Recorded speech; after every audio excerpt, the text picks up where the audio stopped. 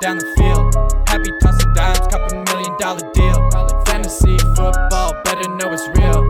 Tune into the podcast, tell us how you feel. We be going live, best believe we talk. What's up, everyone? Welcome back to another episode of the Fantasy Football from Up North podcast. Today's a special day. We got a week 6 waiver wire show for you. Doing things a little bit differently as Riley's unable to be here with me today. So I reached out to this very important person who has bailed on this podcast probably about 7 times since since I've been running this thing.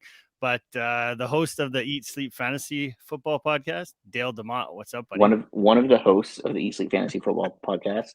We're dropping these guys are going to be happy this week, man. 2 episodes. Yeah, I know. Yeah, with you on it. Yeah. I know. You're gonna have an overdose of me. This is the first time I've ever been on this podcast.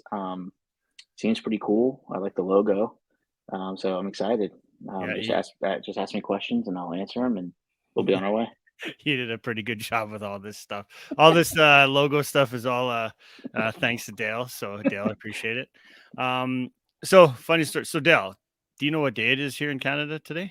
It's Thanksgiving, of course. Everybody knows it is. Glad you know. So you want to hear how my day started?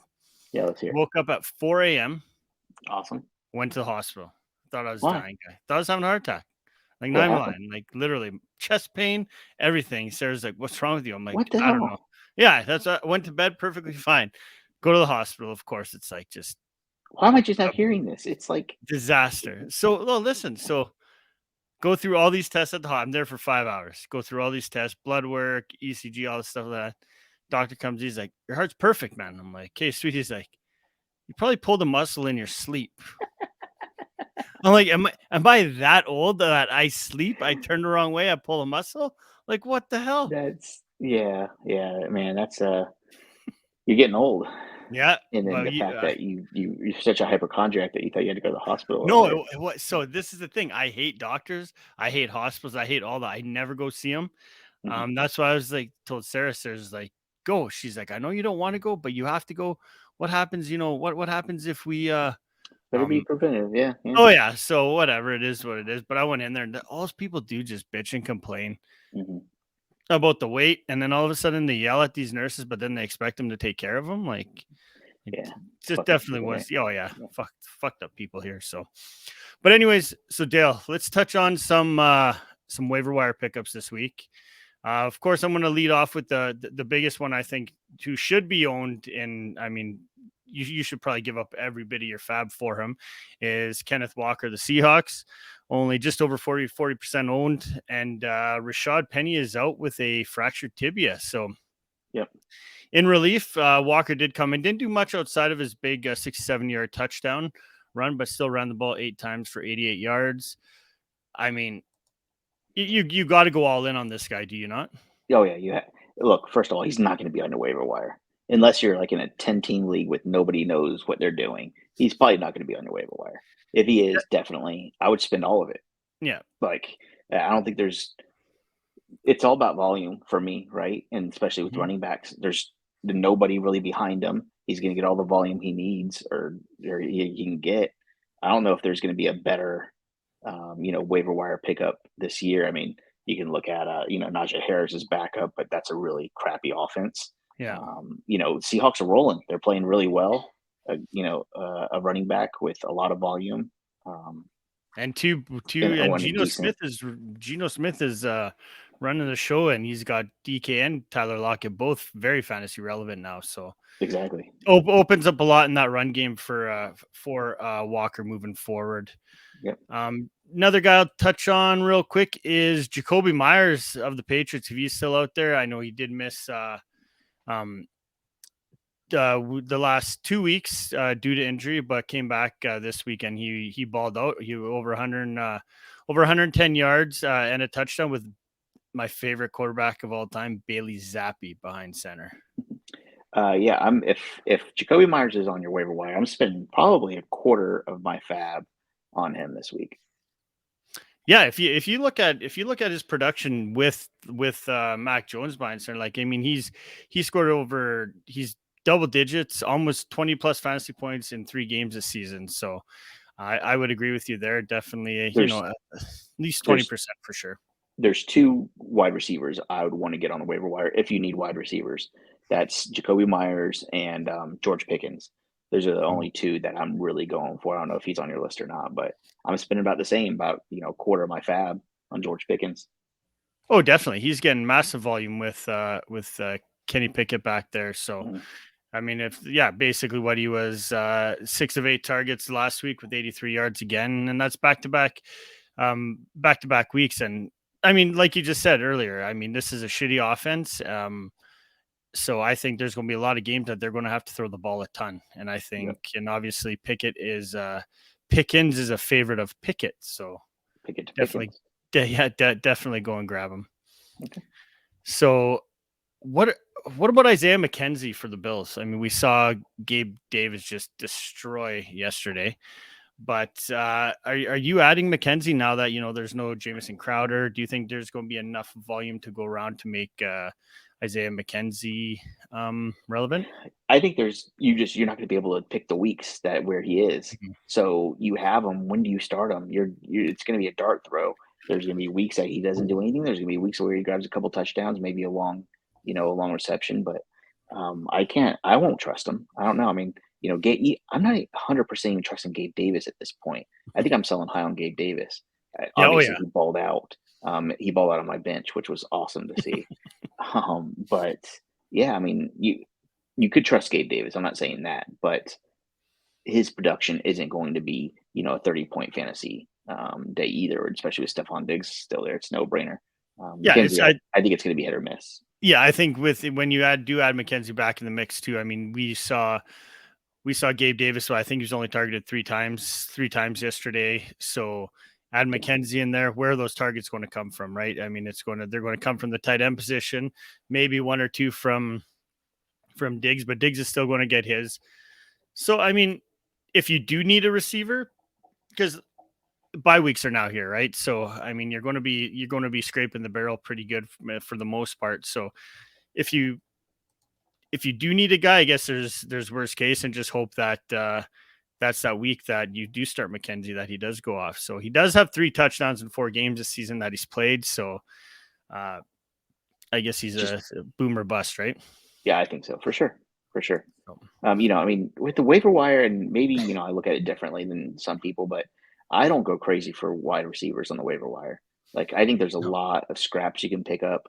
I'm not spending any more unless it's like, the 2 guys we mentioned, I think are worth spending 20-25% of your fab on. But the rest, I think you could just pick up the crumbs. Yeah, no, I agree. When I go out and I look for guys, I won't use my waiver priority or a whole lot of budget, like you said, on wide receivers. I'll usually let everybody else, burn their waiver on them. And then I'll just go in there and just find a guy that's semi productive. And that's all you really need. Yeah, I mean, we had, Garrett Wilson a couple weeks ago who had a lot of hype, and I'm still holding on to him. There's going to be guys like that week to week that might be worth your fat if you really need it. If you're having a lot of buys coming up and stuff like that. Yeah, exactly. Broncos backfield. They did add Latavius Murray, was inactive the first game, just probably due to the fact that he did come from London on a short week. Mike Boone. I mean, both him and Gordon pretty much played the identical amount of snaps. They both touched the ball 10 times. Boone totaled just over 80 yards, 5.4 yards per carry. Now, is he the guy to go and get in this backfield, or they signed Latavius Murray for a reason? Latavius Murray was apparently turned down an offer from the Saints. Do you think they promised Murray some playing time? Probably not. I don't know. What do you think? I don't think so. I'm not sure. I just think I think he maybe went there because it's a good opportunity, right? I mean, there's probably going to be a chance that he's going to be able to touch the ball a little bit more. Probably he knows what's going on with Gordon and his fumbling issues. I think he does have a better chance of not being fantasy relevant, but just being relevant, I guess, having his name back out there in case something does happen. And he does have I'm sure he's going to have a few big games like he did with the Saints a couple weeks ago, but I don't know. How old is he? I don't even know.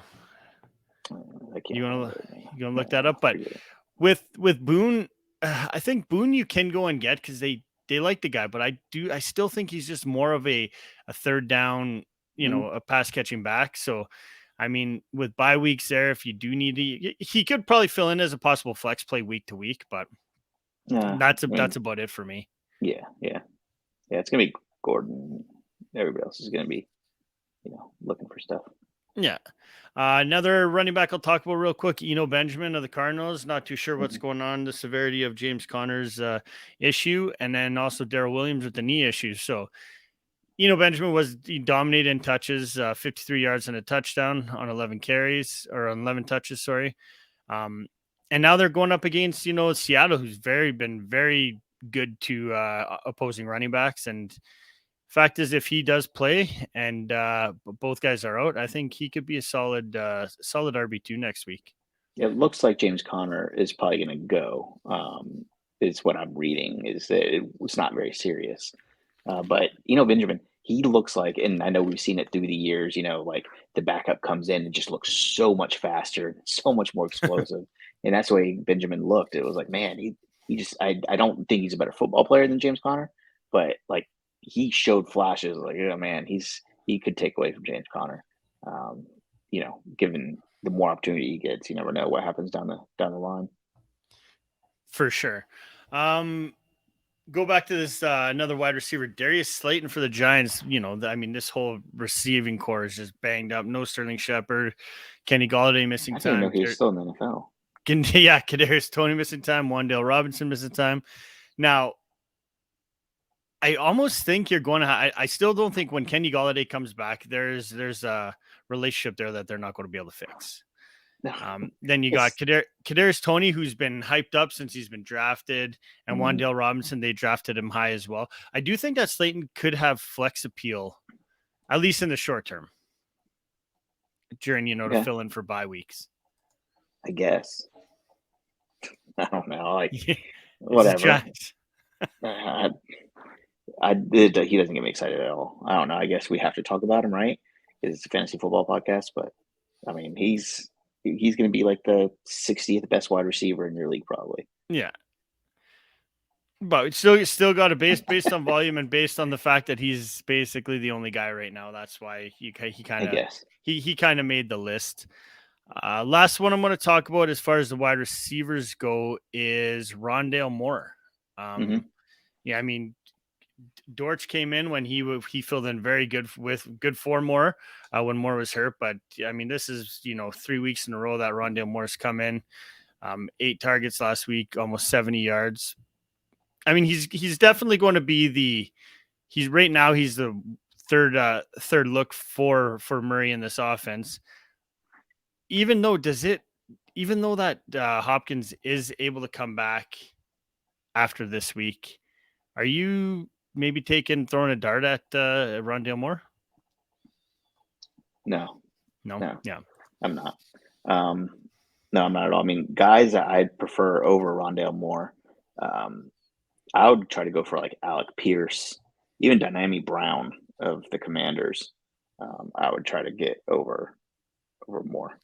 Yeah, see, Dynami Brown, I'm not. Just like Rondale or Slayton doesn't appeal to you. I'm not going to buy into Dynami Brown just for the simple fact that Dotson was out in this game. So when Dotson does come back, he falls back down to the wayside. And Wentz is not who we thought he was at the beginning of the year. So I think he's still going to, now that Brian Robinson's back, I think we're going to see a lot more dinking and dunking out of him. So, I mean, I'm not buying into Dynami Brown. I mean, I understand he did, he had caught 2 balls for 105 yards and 2 touchdowns last week. So, exactly. Dang, how'd you know that? You got all the stats pulled up? You're good. You're never this prepared in ESF. You're rattling off all the stuff. Well, Dale, I've been trying to do this stuff solo lately, so I got to be more prepared because, me and you on ESF, we just roll with the punches, and you're the one that has all the information. I just roll off of yours, but roles are reversed today. So, I love it. But okay, tell me, what are you doing with Tyson Hill, or what the hell's his name? Not Tyson Hill. Mike Tyson? Oh my God, not Mike Tyson. Why am I? Who am I thinking about right now, Dale? Taysom Hill? Taysom Hill, yes. I mean, he killed me. He absolutely demolished me in 2 leagues this week, dropping like a 40 burger on me. So I mean, how do you replace that? You got to go get him. Do you not? If he's there? Oh yeah, you have to. If he's there, you got to roster him. Again, this is another guy. Like, when do you start him? Like, how are you going to predict this stuff? There's no chance you predict it. Bye week, so I guess you can, right? With the way that how shitty this tight end position is. Yeah. Oh yeah. God. Yeah. I hate the tight end position. But 9 times for over 110 yards and 3 scores yesterday. Like, give me a break. Crazy. I mean, what do you can't. There's no way nobody can predict that. Like, week to week, there's no way. No, zero chance. Anybody that does, and the people that did start him, like, good on you. But it just tells me that your team's really shitty. Yeah. If you're starting him, there's 5 or 6 tight ends that you feel good starting every week, right? And after that, it's a dart throw. So why not put in Hill? I guess if it's a dart throw, but like, if you have someone like Gerald Everett, the Chargers, is that his name, right? Yeah. Everett. Yeah. If you have somebody like him, you have to start him over Hill. And that's kind of where it starts getting a little gray, right? Around that like 6-7 tight end position. After that, it's like, I guess you can without looking too stupid. Yeah, well, you look at Everett last year, even on Sunday, gave me a donut. I didn't even get a single pass. So I don't know. It's just like I said, tight end position just sucks in general. So I mean, if you could get Taysom Hill, just hopefully, especially filling for bye weeks, start him. Why not? I mean, I don't understand. What's that? Sorry. No, I was going to go. What I don't understand is there's a lot of people, especially on Twitter, saying like, play fantasy football without the kicker position. The tight end position is way harder to predict. At least like tight ends, like you could say, okay, you look at the matchups a little bit better, look at the offenses, and you could predict a little bit better. Tight ends, I'm saying it right now. If I create any new leagues, they're not going to have a tight end position. Well, it's stupid. People throw that at you and say, well, what do you mean? I mean, you look at guys like Kelsey, Andrews, those are top name guys. So, I mean, give me 5 of those, and then the rest of the league gets dart throws, and it's not, you can't predict I don't know, Dawson Knox, like it was supposed to be solid, like, Cole Kmet. These guys are putting up donuts every week. It's what's the point of having these positions when you can't even predict where they're going? And they're just not important to football anymore. Yeah. And George Kittle is barely even startable. Yeah, I benched him actually in a couple leagues actually this week. So at what point do you say like tight end position it doesn't help fantasy football. It doesn't help the league.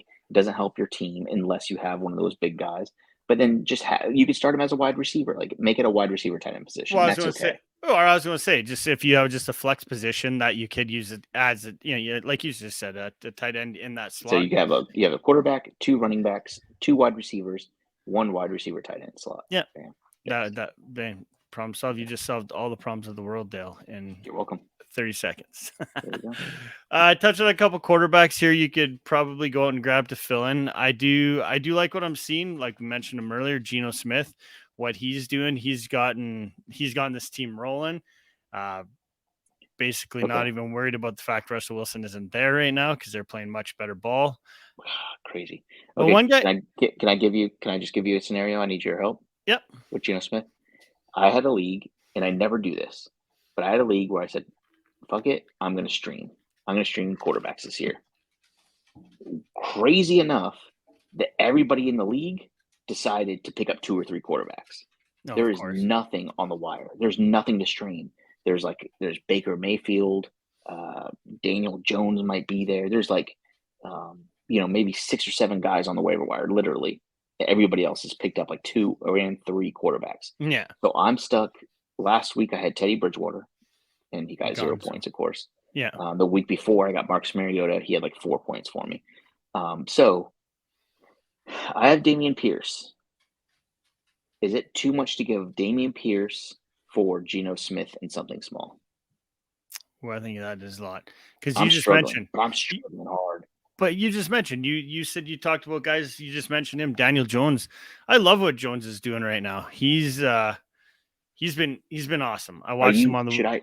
Should I be okay getting like 15 points for my quarterback and just saying it's better to have Dameon Pierce than getting 20 points for my quarterback as opposed to 15? Well, absolutely, and you probably won't be able to go get Geno Smith right now with Pierce being on a bye this week, anyways. Right? No, he offered, but he's offering crazy stuff. Yeah, that's a lot though. To me, that's a lot. I would sooner take my chances on Pierce doing what he did last week, putting up those, turning into that elite kind of running back, and go rolling with 15 points. Yeah, rolling with a guy like Daniel Jones or whoever, play the matchup, I guess, is what you can do.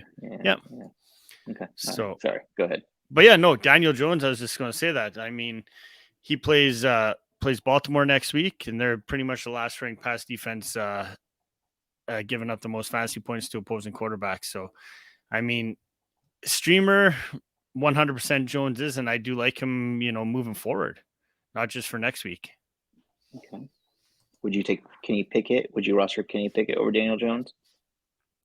I guess it depends on the matchups, right? If you're streaming, yeah. Okay. All right. I mean, I do like the way the ball's moving in Pittsburgh with Pickett, but I just seen I'm watching Daniel Jones week to week put up good fantasy numbers, so I kind of want to roll with that way before I start streaming another guy. So, but Dale, anyone else you want to add this week? Yeah, I'll go through my list really quick. I'll tell you. No quarterbacks really.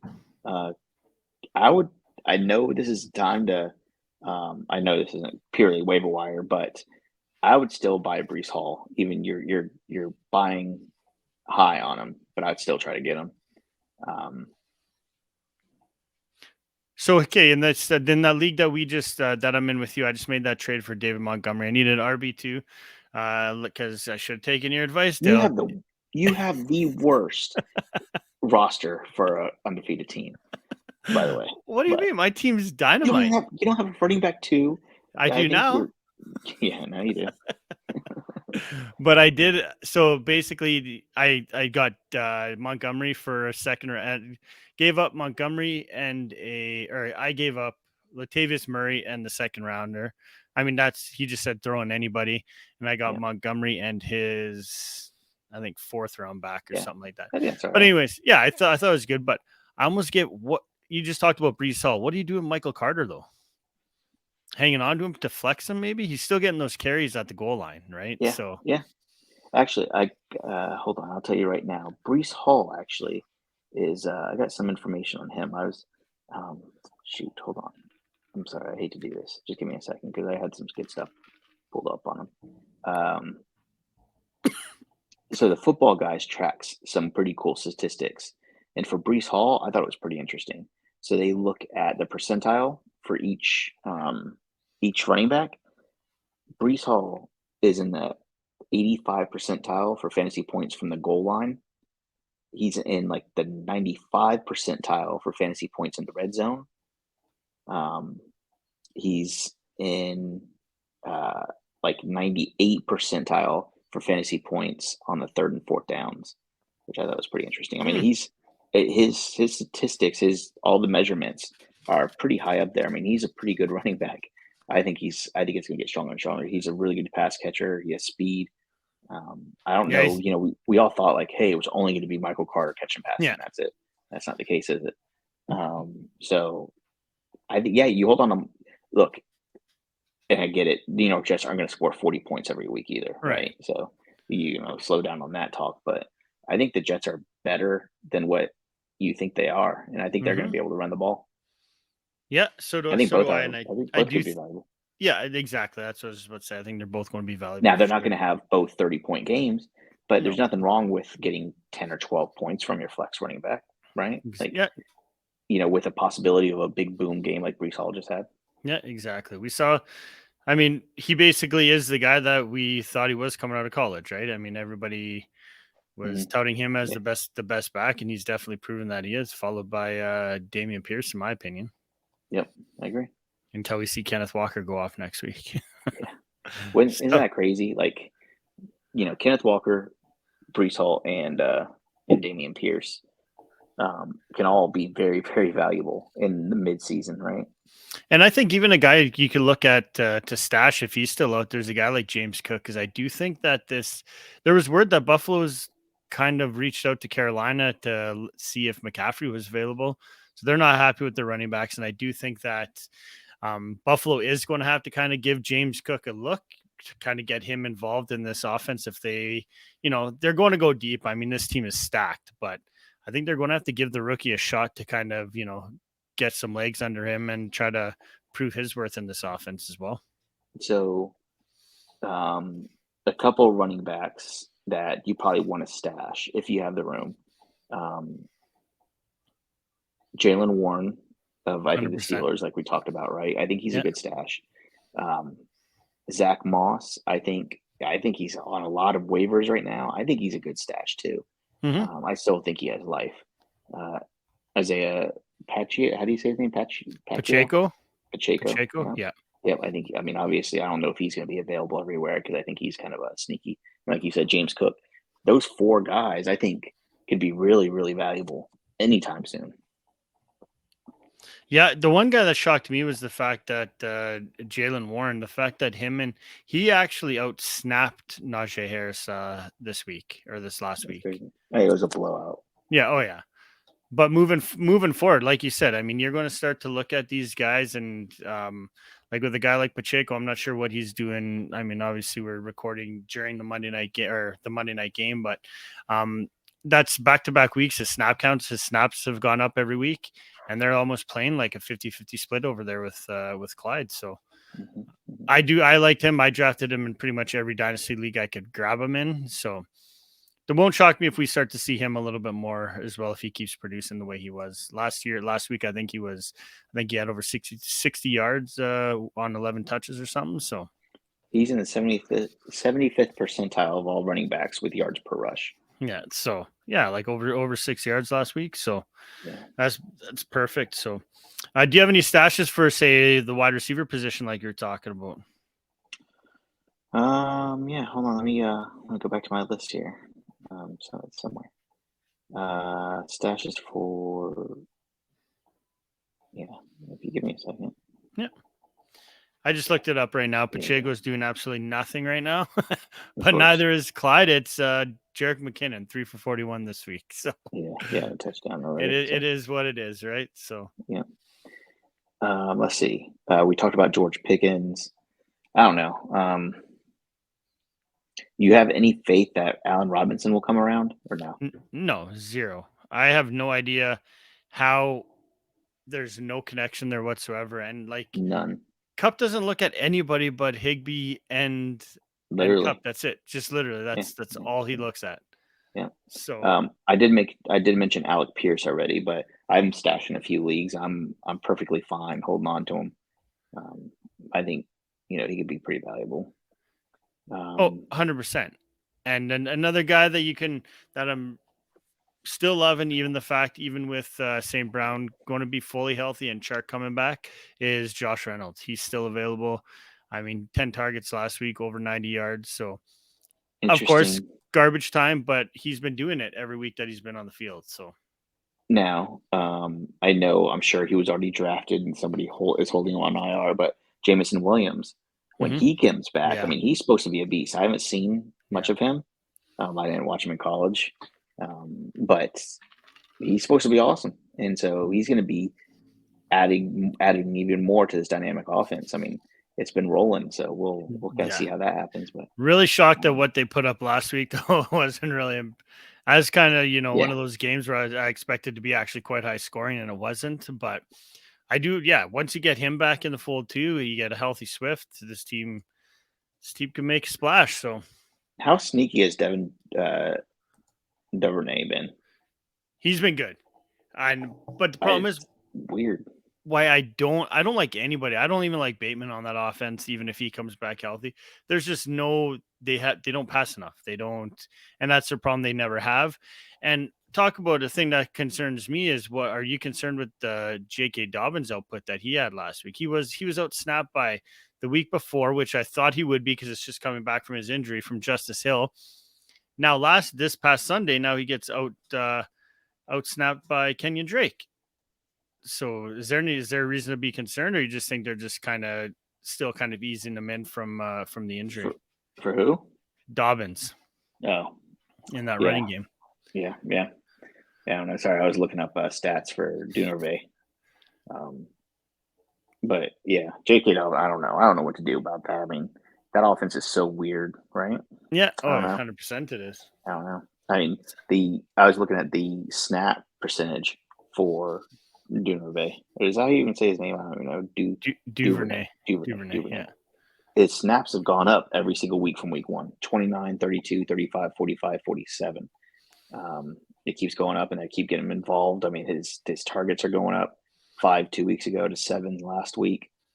No Bateman though, so I mean that he obviously took a little bit away from Bateman, but they just don't throw enough, in my opinion. That's I'm not really outside of Mark Andrews. He's the only pass catcher on that team I'm good with, unless I see something a little bit more, which they're going to have to start doing something. They're going to start opening up that offense a little bit more, because I mean teams are starting to shut that run game down. So yeah. But all right, well, Dale, appreciate you jumping on with me today. My first time ever. Awesome time, buddy. Appreciate it. Sorry I haven't gotten you on earlier. Is this going to go? Do people listen to this? Or no? I think I got about seven listeners, consistent viewers. Right, well, I'm one of them. Hey, buddy. No, it's picking up steam, so it's good. I appreciate. I'm joking. No, I'm joking with you. You have a lot of listeners. I'm actually using you, Dale, because you're like I told you for like Eat Sleep Fantasy. You're like the cult leader, and what Dale DeMott says, the whole crowd does. So that's not true. Try to pass that on a little bit. What you do support this podcast. When you yell at me and say, "Why don't you retweet me? Why don't you ever do anything for me?" If you guys want to hear my full story of where I've been the last 6 weeks, you can listen to the next episode of Eat Sleep Fantasy. Absolutely, jump on there, because we're going to be putting out another episode of that tonight too. So outside of that, appreciate everybody for listening. If you haven't already done so, please head over to our YouTube channel. I'll leave the link in the show notes. Subscribe to that, and like I said, subscribe to Eat Sleep Fantasy. Awesome podcast. I've been a part of that for quite a while. And just digging that podcast as well. So I mean, if you guys want content pretty much five days a week, go subscribe to both of them, and you can hear me and Dale talk all week long. So bam. All right, until next time, talk soon. Peace. Bye.